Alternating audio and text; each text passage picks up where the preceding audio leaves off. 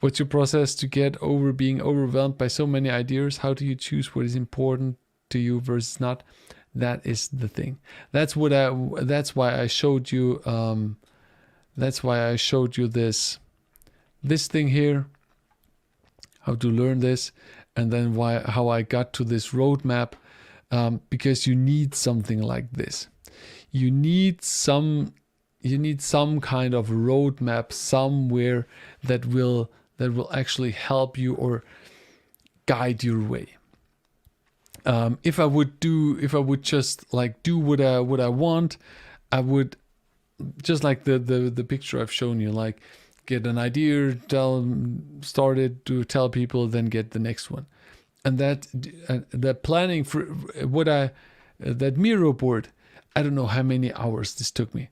Maybe 5 hours, 6 hours, like almost over a few days. I've been working on this all the time to actually try to figure out, okay, what would be the right approach? What would be some goals to actually do? Like these capstone projects are basically my goals. I want to fulfill these capstone projects, and this is a way to not get overwhelmed and to try to limit yourself. And I struggle with this all the time. I have started so many things and never went through with them.